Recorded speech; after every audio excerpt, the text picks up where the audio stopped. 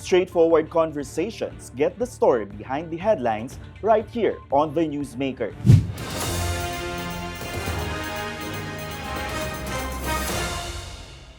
Thank you for joining Newswatch Plus. I'm Tristan Udalo. The deadly shooting in Tacloban has shaken the nation and familiar with local scenes of children brutally attacking other minors. The crime has killed at least 3 students and injured several others in what has arguably become one of the deadliest school violence in the country. Now the question is, how is the government helping families grieve and heal an entire school community and rehabilitate 2 students under state custody? Today's newsmaker, we have Social Welfare Secretary Rex Gatchalian. Secretary Rex, thank you for your time. I'll start with my first question. You have visited the families affected by the Tacloban school shooting. What was your takeaway from that trip, and did the families ask anything from the government? Una, Tristan, syempre, I think lahat naman tayo, we're still in the state of shock kung Pilipinas with what happened. We're all trying to process. Ano ba ang naging rason para ang isang dalawang bata na minors ganito karumal-dumal yung ginawa. So kung tayo nasa state of shock, tayo nalulungkot, can you imagine the community of Tacloban and the school community and the families? Yesterday, ang takeaway ko doon, napakabigat ng emotional na effect nito, yung effect sa pamilya, sa komunidad. Ulit-ulitin ko, hindi lang naman yung mga pamilya na ang apektado, kundi the greater school community and the greater Tacloban community. Kasi lagi ko sinasabi, ang school ang puso ng isang komunidad, and when a school is in distress, the entire community goes in distress. So yung takeaway ko na yung paghihilom nito as a community medyo matatagalan kasi hindi normal yung nangyari. Now that's for the community. The families clearly, Tristan, malungkot. And nakita nyo naman sa interview, naghahanap sila ng sagot. Meron rin silang galit, natural yun, dahil ulitin ko rin na to, nasabi ko kanina sa isang interview, masakit na ngayon nawawala ng kamag-anak. More so, mas masakit yung ama o yung ina, ililibing nila yung anak nila. Hindi normal yun, di ba? And then, more so, pag iisipin nila yung last minutes ng kanilang mga anak ay naging violente yung pagkapatay. So, you can just imagine yung grief, anger, the mixed emotions ng pamilya. And ako naiintindihan ko yun. I always try to keep, like most social workers or development workers in the department, we try to put ourselves in the shoes ng kliyente. And I can understand. So, isa na takeaway ko doon, mabigat emotionally, masakit, and at the same time, it will take time. Hindi to akala natin, Tristan, yung parang 1 to 2 psychosocial sessions tapos na. Talagay ko, it will take years to remove the trauma, the pain, the hurt. The community is asking for answers. Yun yung sagot ko sa pangalawa mong tanong. Ano yung gusto ng pamilya or ano yung gusto ng komunidad? Humahanap sila ng sagot at katarungan. So, Secretary, have you briefed President Bongbong Marcos about your trip, and what was his message to the families of those who lost their children? Actually, Tristan, bago ko pa iparating sa ating Pangulo, siya nga nagparating sa akin nung Monday. Kasi you have to remember, the President has roots in Tacloban City. Taga-ron sila. So he was the one who instructed me to immediately deploy social workers for emotional psychosocial support. He was the one who deployed me personally, kami ni Secretary Angara, siya nagpapunta sa amin to make sure that the school is secured, that the families are being helped with. And kanina magkasama kami dito sa South Cotabato, and tinanong niya ulit ako ng update. Basta ang instruction ng ating Pangulo, lahat ng kakailanganin ng mga naging biktima, kailangan ibibigay natin. At kailangan, simulan na rin natin yung soul searching. Ano bang nangyari? Bakit ba na umantong sa ganito? Bakit ba may 2 bata na nag-resort sa ganitong acts of violence? Very concerned ang ating Pangulo, and he wants me and the department to put this on top of our agenda list. Kaya sa katunayan, di ba nabasa niyo naman yung statement niya, that the palace is open to the talks about lowering the age of the minimum age of criminal liability, open. Di ba? Nung Monday night pa yan sinabi. So kami, the DSWD, has taken the position that we are ready to participate sa mga upcoming hearings sa Senado or kung papatawag kami sa Kongreso.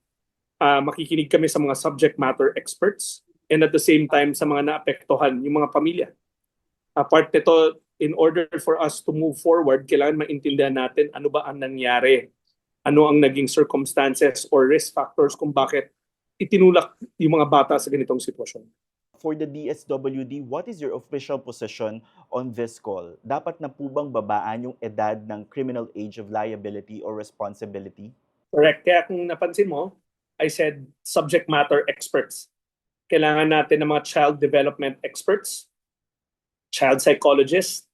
Kailangan marinig natin yung scientific evidence bago tayo magdesisyon. Kaya nga yung ang statement ng ating Pangulo, he's open para makinig, makilahok, pag-usapan, para makahanap tayo ng magandang way forward.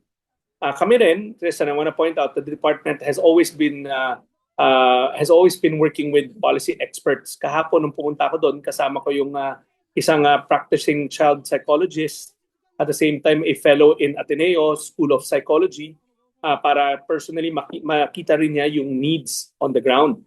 And then as we speak right now, may mga in-refer sila sa amin na child psychologist experts who are doing the total assessment na nung dalawang bata na nasa amin, the assailants. So an assessment is really being conducted so that alam natin yung intervention plan and yung ways forward. Kasi lahat naghahanap ng katanungan, and in order for us to answer that, oo, may mga lumulutang from the peace and law and order community, may mga nakikita silang pieces of evidence, pero we also have to understand yung pag-iisip nitong mga kabataan na to. So that's why a full assessment is being done as we speak by child psychologists and child development experts.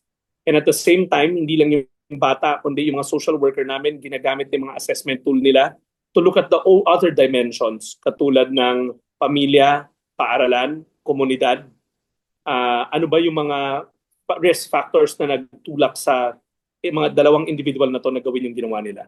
Secretary, when people hear the word rehabilitation, meron din po silang tinitig ng timeline. Sa kaso po ba ng dalawang menor de edad na sangkot dito sa krimen, gaano katagal itong magiging rehabilitation program para sa kanila? Yes. And how long yes, would it correct. take for them? For as long as it takes, Tristan, I cannot answer that right now because the assessment will be the basis ng intervention plan and later on yung diversion program para doon sa 15 pataas.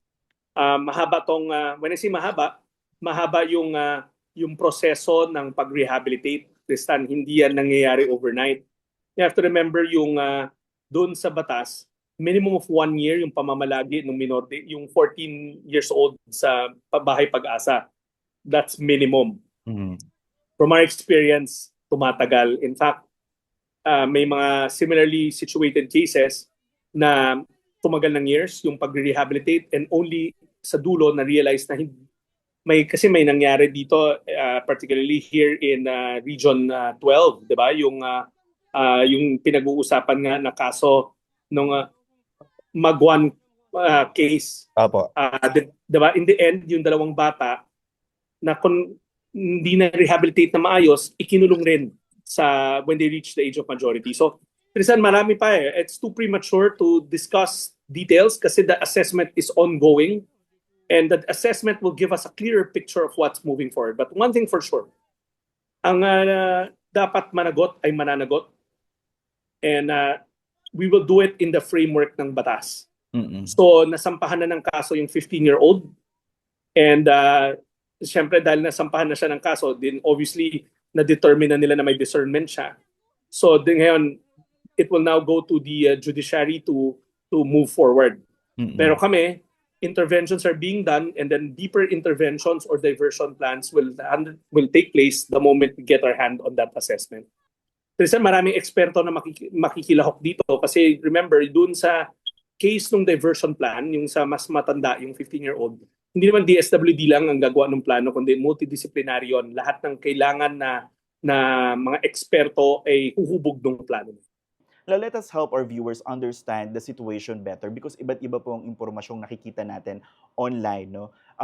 So sa panahon or sa pagkakataong ito, yung 15-year-old, complaints have been filed against the 15-year-old suspect. So does the rehabilitation replace jail time or will he still end up serving his sentence? Depende yan sa assessment ng social worker or ng case manager pagdating nung pagkatapos ng diversion plan niya o diversion, para mas madaling din yung intervention plan. Mm-mm. So doon kasi may regular assessment yan, may court-mandated reportorial system yan na magre-report, and sa dulo at child psychologists, social workers will come with a common decision kung na-rehabilitate ba, was restorative justice done, ibig sabihin nandun ba yon, may remorse ba, lahat yan titignan. Now sa dulo, like in the case nung Maguat case dito, napagkasunduan na hindi nag-reform yung mga bata, kaya in the end, nung nag-18 sila, itinurn over na rin sila sa penitentiary sa kulungan. Mm-mm. So, may iba't ibang path eh. It really depends on the plan and it depends on the assessment of the social workers and the child psychologists. So just to be clear, Secretary Rex, being minor does not automatically erase consequences. Pagdating dun sa 15-year-old, yung mas mataas yung edad, at may discernment, in this case, the mere fact na nag-file na ng complaint, may discernment siya. But of course, the court has to either uphold that or review that. May criminal liability na. Now, suspended in most cases, dahil below 18 pa siya, pagka nakitang guilty siya, may suspended sentence, mamamalagi siya dun sa rehabilitation center namin. Where a diversion plan he'll go on the diversion plan, pero regular at periodic yung evaluation and repertorial sa court. Now, pagkasunduan by age of majority na hindi siya na-reform, then makukulong siya. Now, yung sa case ng 14-year-old, kahit na hindi siya, wala pa siyang criminal liability, wala na rin siya sa komunidad niya. Hindi na siya babalik doon. For his safety and for the community safety, nasa amin na siya. And depende na rin yan sa magiging intervention plan at sa assessment ng mga social worker. Pag nakita nila na walang improvement, meron kaming cases na nasa amin siya. So it's like parang nilagay ka rin in detention but in a bahay pag-asa. Iba lang yung setup.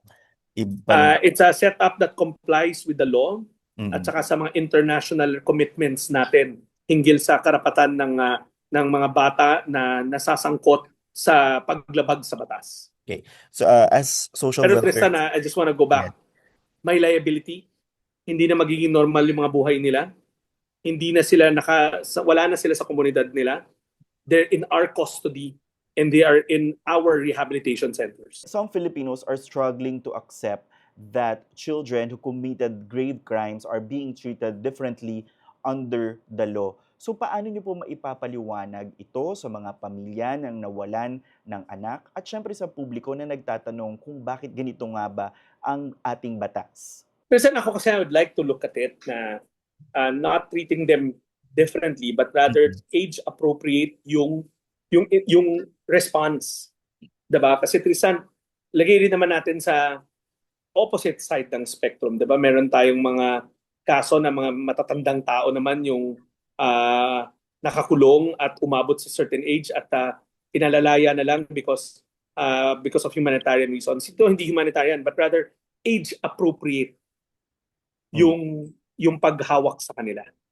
Pero pagdating nila sa age of majority, lalo na yung 15-year-old, age appropriate pa rin ulit yung magiging response o yung paghawak sa kanila. Hindi different but rather angkop lamang sa edad nung suspect or nung assailant. Your brother, Senate President Win Gatchalian, is pushing for a social media ban for 16 years old and below. Does the DSWD support this initiative? Panahon na po ba para ipagbawal ang paggamit ng social media sa mga kabataan? My position on the matter is what a lot of our experts are telling us. Now, when you have countries like Australia, if I'm not mistaken, UK, Canada, I believe, already taking that stance, then we have to also look into the evidence why these countries did it. I'm sure may nakita sila. Kaya ako, in the next couple of days, I'm meeting our child welfare advocates, our child development experts, para it becomes a whole package. na pagkikilos tayo, papatatagin natin yung mga pamilya, kailan may kaakibat din na regulasyon hinggil sa mga online games na napapabalita na is becoming a influencer in the minds of our children, pati na rin yung social media, unabated, unregulated social media access for our younger people. Sir, allow me to shift topic from the Tacloban shooting incident to the Mindanao quake. Relief and recovery efforts are still underway from the government. I understand you are still in General Santos overseeing the government efforts sa pagtulong po sa mga biktima ng lindol. Where does it stand today? Ano na po ang progress ng pagtulong ng gobyerno sa mga nasalanta o naapektuhan ng matinding lindol sa Mindanao? Tristan, ang utos ng ating Pangulo is tuloy-tuloy yung relief efforts. Pero we already released 616,000 family food packs in Socsargen, Sarangani, Jensan, and in Davao Occidental. Ang sabi naman namin sa mga local chief executive, sa mga alkalde nila, pag may kailangan pa, we will provide. Pero alam naman natin, Tristan, na yung yung relief stage, patungo na tayo sa recovery stage. Ang mga mamamayan natin, gusto na rin kumpunihin yung kanilang mga tahanan para makauwi at maging normal na yung mga buhay nila. So last Monday, kaya nandito rin ako no Monday, kasi Tuesday, nagsimula na yung emergency cash transfers natin sa mga nasiraan ng mga tahanan. Nagbibigay tayo ng 10,000 para sa mga totally damaged houses at 5,000 sa mga partially damaged houses. Iba pa to sa ibinibigay na 30,000 ng National Housing Authority. Gusto natin kasi mahawakan na nila yung cash para maiayos na nila kanilang mga tahanan. I forecast na matatapos natin ang 139,000 families, households affected nito, na part nitong cash assistance na to. Around 800 million ang ilalabas ng gobyerno. Matatapos natin ang payouts hopefully by the first week of July. And then after that, makikipagpulong ako ulit sa ating mga local government units para we can do an assessment. Sapat na ba? Kulang pa ba? Or ano pa ang mga dapat gawin pagdating na sa recovery? Where we have to move already to the early recovery stage. Okay. Masasabi po ba natin that the government is adequately funded or is there a need to request for additional funding para po dito sa recovery efforts? For this Sa- stage, Apo. 800 million pesos. Mm-mm. That will cover 139,000 households. Nagpapasalamat ako sa Senado at sa Kongreso dahil last budget season nilakihan nila yung Quick Response Fund. So marami pang natitira sa Quick Response Fund. Sana hindi na natin magamit, Tristan, kasi pag ginagamit yun, ibig sabihin may na. May Pero- trahedya. Yes, pero alinsunod sa utos ng ating Pangulo, malaki ang pondo na yan para magamit natin para sa ating mga kababayan sa oras na hindi inaasahan. Finally, Secretary, just to go back to what happened in Tacloban, every parent who watched what happened in Tacloban now sends their children with a different kind of fear. What is your message to them? Well, una, gusto kong ulitin na ang departamento ay nakikiramay doon sa mga taga-Tacloban na namatayan, nasaktan yung mga anak, at more than anything, apektado kahit hindi physical, emotional. Nandito ang DSWD, ang aming mga social workers, ang aming mga grief counselors para masigurado na kung may kailangan kayo ng psychosocial support, nandito kami. Yung pagdating naman sa financial assistance, tuloy-tuloy yan. Hindi yan titigil hanggang sa makalabas sa mga bata mula sa hospital kasi may mga injured pa. Mm-mm. Pero makakaasa ko kayo ng inyong buong pamalang nasyonal sa utos ng ating Pangulo, Pangulong BBM, ay gagawa ng mga hakbang o patuloy na gagawa ng mga hakbang para masigurado natin na hindi na ito mangyari. Nagpapasalamat din ako sa ating mga local government units kasi nakita ko may mga local initiatives already to make our schools safer. If the word there is safer, hindi ko naman sinasabing hindi sila safe noon, kundi may mga additional silang hakbang. Katulad nakita ko kanina kay Mayor Joy Belmonte and kay Mayor Isko, they're already looking at metal detectors sa doors. So this is a whole of government approach. Lahat tayo kailangan magtulong-tulong para magawa natin na maiwasan ang ganito pang pangyayari at masigurado natin na ang ating mga paaralan ay maging ligtas para sa lahat ng mga nasa loob nito, whether you're a student, a faculty member, or teacher. DSWD Secretary Rex Gatchalian, sir, thank you for your time and for joining us in this interview. Thank you, Tristan. Thank you. And we will continue to deliver just the facts and the news you need. Until our next Newsmaker, I'm Tristan Udalo.